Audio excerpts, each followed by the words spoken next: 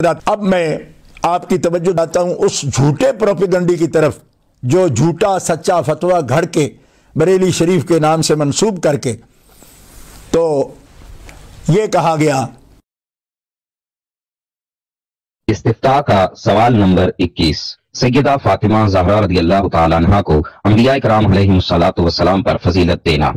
ایک اور کانفرنس میں موصوف کے اسٹیج پر ہوتے ہوئے موصوف کے بھائی نے یوں کہا: حضرت سیدہ فاطمہ زہرا اس قرۂ ارضی کے تمام نبی پاک کے بعد پورے اس نظم میں فاطمہ بلند رتبہ ہے۔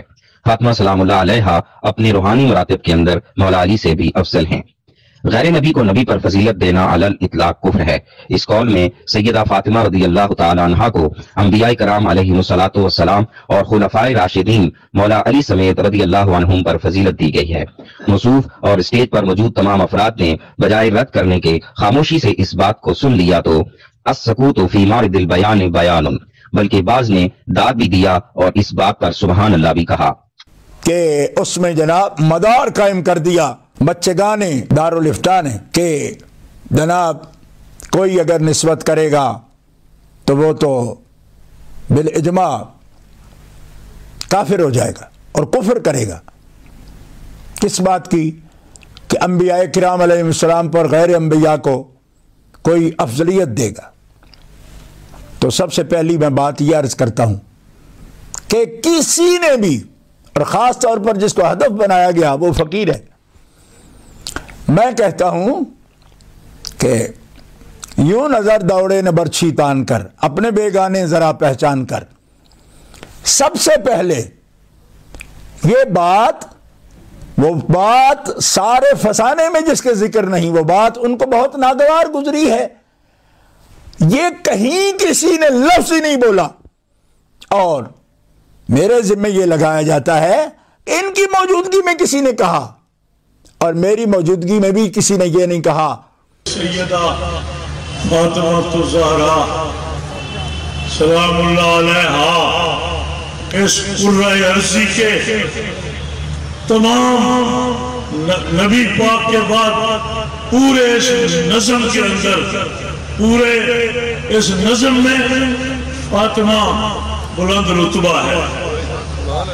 فاطمہ کوئی نیا فتنہ نہ جنم لے جائے، ورنہ فاطمہ سلام اللہ علیہا اپنے روحانی مراتب کے اندر مولا علی سے بھی افضل ہے۔ اس قول میں سیدہ فاطمہ رضی اللہ تعالی عنہا کو انبیاء کرام علیہ السلام اور خلفائے راشدین مولا علی سمیت رضی اللہ عنہم پر فضیلت دی گئی ہے۔ اس تحریر میں خود مفتیان نے مستفتیان کے اس وہم کو رد کر دیا۔ ملاحظہ ہو، موصوف کے بھائی کے اس بیان و عبارت میں حضرت سیدہ فاطمہ زہرا رضی اللہ تعالی عنہا کی حضرات انبیاء کرام پر فضیلت کا ذکر نہیں۔ میری موجودگی میں بھی کسی نے یہ نہیں کہا کہ غیر انبیاء کا نسب جو ہے وہ انبیاء سے افضل ہے، معاذ اللہ، یہ کسی نے نہیں کہا۔ رہ گئی بات، البتہ خود موصوف کے بیان میں جملہ جو کائنات کی سب سے مقدس ہستی بعد رسول خدا کے، ان کا جزو، ان کے لخت جگر، ان کے وجود مقدس کا حصہ سے ضرور حضرت سیدہ کو دیگر حضرات انبیاء کرام پر فضیلت دینا ظاہر و روشن ہے، اور کسی بھی نبی پر غیر نبی کو فضیلت دینا بالاجماع کفر ہے۔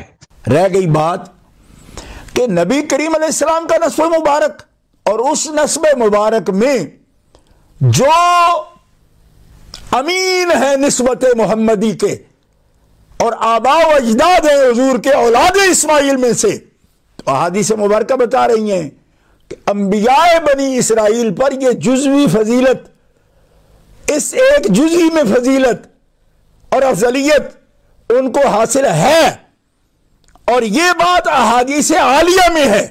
لہذا وہ ناتجربہ کار مفتی جو دارالفتاء میں بٹھائے گئے ہیں کہ وہ کس چیز کو بیان کر رہے ہیں، میں نے کبھی اشارتاً بھی یہ کلمہ نہیں کہا، کہیں نہیں کہا، اسی ریکارڈ میں موجود نہیں کہ میں یہ کہوں۔ البتہ یہ بات احادیث مبارکہ میں موجود ہے۔ آپ اگر یہ کہتے ہیں کہ غیر نبی کو نبی پر کوئی افضلیت دے، اس کا سوال ہی نہیں ہے، اس کا سوال نہیں۔ بات ہو رہی ہے نسب کی اور جزی فضیلت کی، اور اس کو محدثین محققین بیان فرما رہے ہیں. اور اگر یہ موقف ہو مفتیان بریلی کا، بلکہ نام نہاد کہوں، کوئی ان کے پاس اس بات کا ثبوت موجود نہیں ہے.